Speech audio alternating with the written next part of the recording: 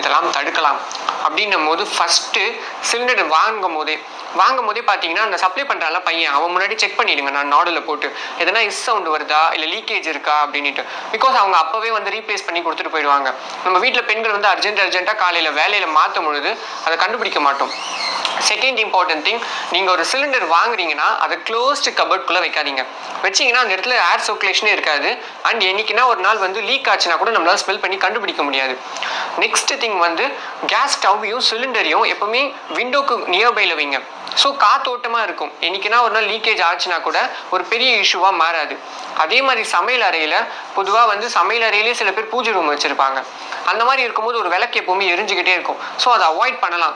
Because ஏன்னா இன்றைக்கோ ஒரு நாள் லீக் ஆகும்போது நீங்கள் வீட்டில் இல்லைன்னா அந்த விளக்கில் பட்டு எதனா ப்ராப்ளம் அரைஸ் ஆகிறதுக்கு கூட வாய்ப்பு இருக்குது. ஸோ பூஜை ரூம் வந்து சமையல் அறை கூட இருக்கும் பொழுது அதில் விளக்கு எரிஞ்சிட்டே இருக்கிறத நீங்கள் அவாய்ட் பண்ணலாம்.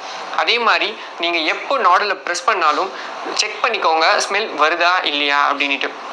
தென் உடனே ஸ்மெல் வந்துருச்சு, என்னடா பண்ணணும் அப்படின்னோடனே நம்ம வீட்டில் பெண்கள் என்ன பண்ணுவாங்க, வட்டி குச்சி கடிச்சு எடுத்து போய் பக்கத்தில் வச்சு பார்ப்பாங்க, புகை நெருப்பு பிடிக்குதா அப்படின்ட்டு.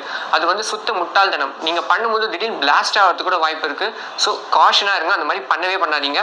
உடனே உங்களோட எல்பிஜி நம்மளுக்கு வீட்டில் டெலிவரி பண்ணுவாங்கல்ல அந்த பையனோட கான்டாக்ட் நம்பரோ இல்லை உங்களுக்கு யார் ரீட்டைலர் சப்ளை பண்ணுறாங்களோ அவங்களுக்கு கால் பண்ணி இன்ஃபார்ம் பண்ணிடுங்க. அதே மாதிரி பற்ற வைக்கும் பொழுது ஒரு இதுலேருந்து இன்னொரு பற்ற வைக்கிறதுக்கு சில பெண்கள் என்ன பண்ணுவாங்க, கீழே பேப்பர் கிழிச்சு எடுத்து பற்ற வைப்பாங்க. அதுவும் தப்பு. ஒன்று வட்டி குச்சி பயன்படுத்தலாம், இல்லை லைட்டர், அதாவது கேஸ் சிலிண்டர் லைட்டர்ஸ் பயன்படுத்தலாம். அதே மாதிரி பால் பொங்கும்.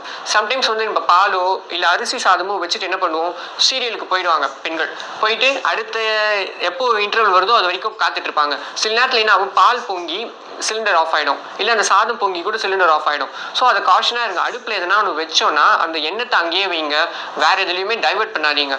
அண்ட் முக்கியமான விஷயம், குழந்தைங்கள சிலிண்டர் ஹேண்டில் பண்ண விடாதீங்க. அண்ட் சிலிண்டர் வாங்கும் பொழுது அதோட குவாலிட்டி செக் பண்ணி வாங்குங்க. பார்க்கும்போது புதுசாக தெரியும், ரொம்ப துரும்படிச்சா மாதிரியோ இல்லை நம்ம அந்த நாடல் ப்ரெஸ் பண்ணுற இடத்துல ரொம்ப துரும்படிச்சிருந்தாலோ தயவு செஞ்சு அந்த சிலிண்டர் வாங்காதீங்க. அண்ட் நியூ கேஸ் சிலிண்டர்ஸ் வந்து நானே ரிப்பேர் பண்ணுறேன். நம்ம பசங்கள்லாம் வீட்டில் என்ன பண்ணிட்டோம், எதனா ஒரு சின்ன ஃபேனோ இல்லை டிவியோனா நம்மளே கைட்டு ரிப்பேர் பண்ணி மாட்டிடலாம்.